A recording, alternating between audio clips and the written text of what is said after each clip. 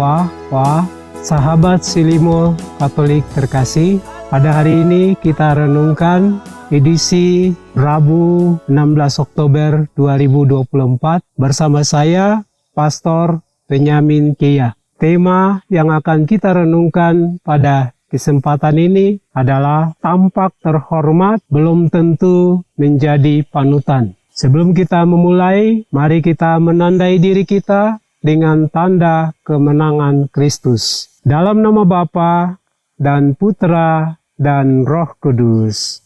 Amin. Mari kita berdoa.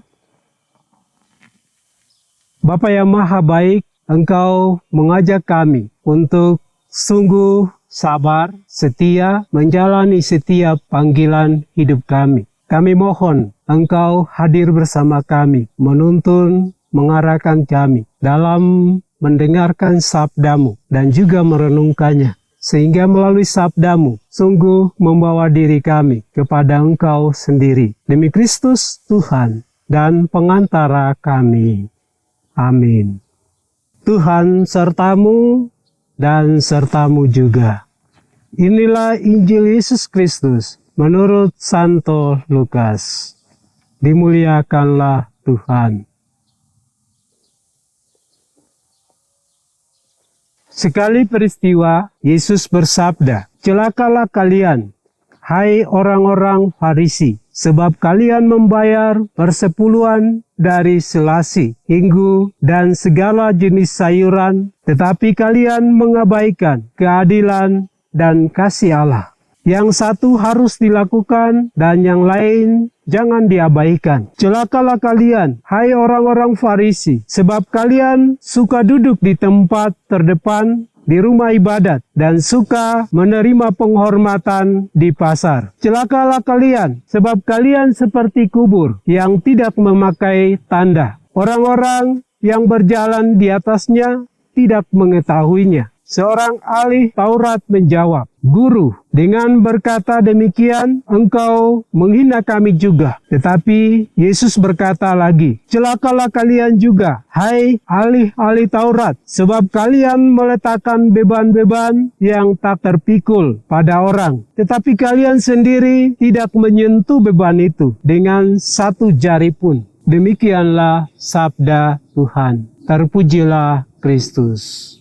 Saudara-saudari terkasih, dalam bacaan Injil yang baru saja kita dengar, mengajak kita untuk merenungkan tentang ahli-ahli Taurat. Kita tahu bahwa ahli-ahli Taurat, mereka sungguh mengetahui, mengenali akan ajaran dari Tuhan sendiri. Namun, apa yang diajarkan, apa yang tertulis dalam kitab suci yang mereka ketahui, mereka tidak melakukannya. Mereka tidak melakukan dengan sungguh-sungguh atau tidak mempraktekkan dalam hidup karya mereka. Sehingga mereka, walaupun mereka tampak terhormat, tampak sebagai orang terpandang, karena mengetahui ajaran, mengetahui apa yang tertulis dalam kitab, namun mereka sama saja, mereka hanya terhormat secara pengetahuan. Dari segi teori, segi praktek, mereka sangat minim. Saudara-saudari terkasih, hal yang mau ditekankan kepada kita adalah bagaimana kita bukan hanya mengetahui teori, bukan hanya mengetahui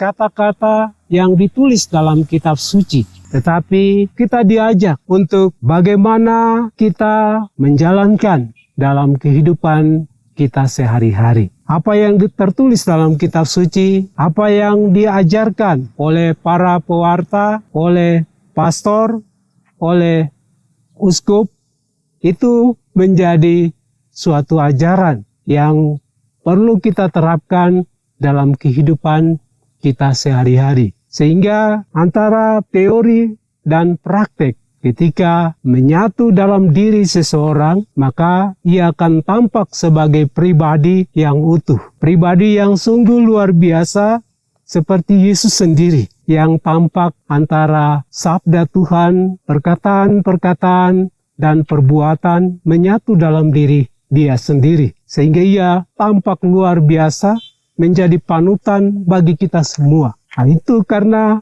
antara teori atau kata-kata sabda yang tertulis dalam kitab itu menyatu dalam setiap tindakan perbuatan dari Yesus sendiri. Saudara-saudari terkasih, kita juga diajak untuk bagaimana kita menerapkannya dalam kehidupan kita sehari-hari. Sehingga kita juga menjadi panutan bagi sesama kita. Terutama kalau dalam keluarga, bagi anak kita, bagi istri, bagi suami. Semoga kita menjadikan semuanya itu sebagai sabda yang sungguh membentuk, mendewasakan diri kita.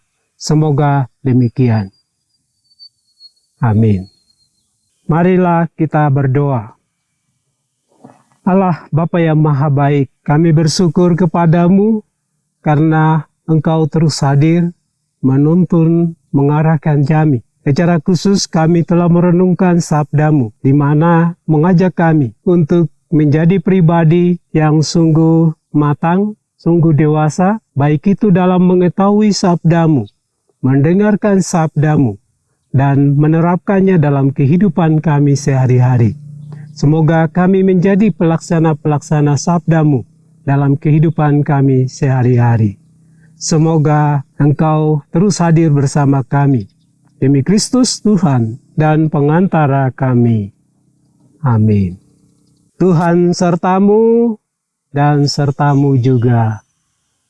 Semoga saudara-saudari, seluruh karya, tugas-tugas, pergumulan hidup kita, secara khusus kita menerapkan apa yang tertulis dalam kitab suci, ajaran-ajaran yang disampaikan oleh pastor, uskup, pewarta. Kita dimampukan untuk mewartakan dalam kehidupan sehari-hari berkat Tuhan atas kita semua dalam nama Bapa, Putra, dan Roh Kudus. Amin. Dengan demikian renungan pada hari ini telah selesai. Syukur kepada Allah. Marilah pergi, kita semua diutus. Amin.